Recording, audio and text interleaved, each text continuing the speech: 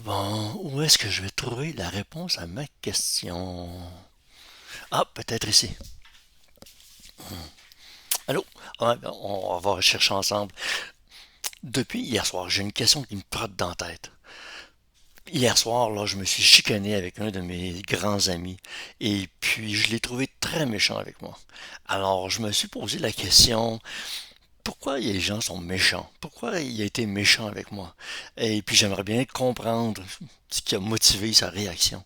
Alors, ce matin, en me réveillant, j'ai décidé de regarder dans le livre des pourquoi, me disant que peut-être justement il y aurait une réponse à ma question, que je pourrais comprendre c'est quoi être méchant, pourquoi les gens sont méchants. On va regarder ensemble.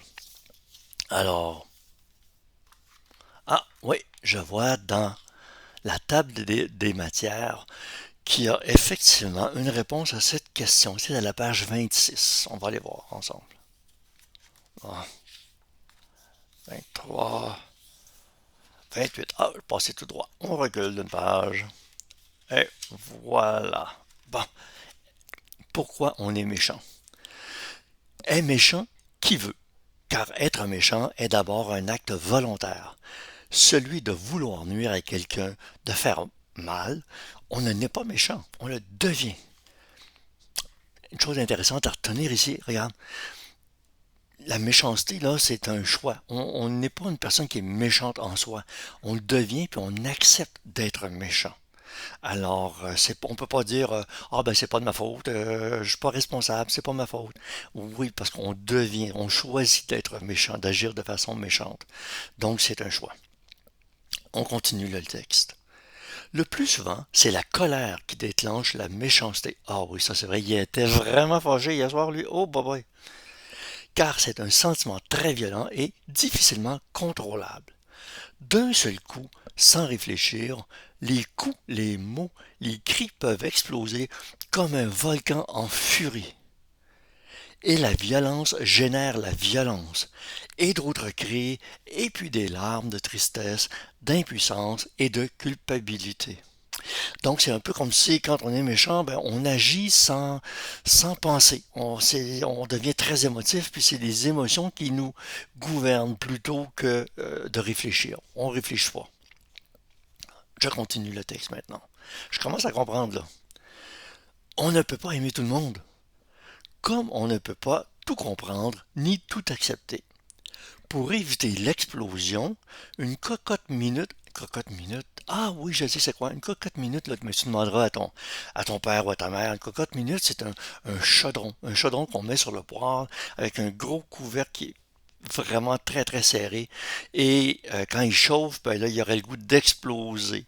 Pour éviter justement l'explosion, c'est ça qu'ils disent ici, pour éviter l'explosion, une cocotte minute, donc le chaudron avec le gros couvercle qui ferme très très serré, a une soupape de sûreté qui empêche, qui laisse, pardon, échapper la vapeur. Donc, pour éviter l'explosion, il y a un petit bidule qui fait en sorte que le surplus, si tu veux, de vapeur qui risquerait d'exploser, ben, ça peut s'échapper. Alors, nous avons la parole, qui serait un peu comme ça, notre soupape de sécurité pour laisser échapper la vapeur. Quand il y a trop de vapeur dans notre tête, là, puis ça risque d'exploser, ben, la parole, on peut utiliser la parole.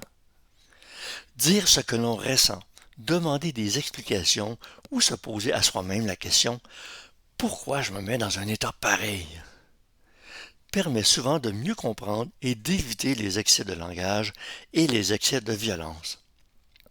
Hein?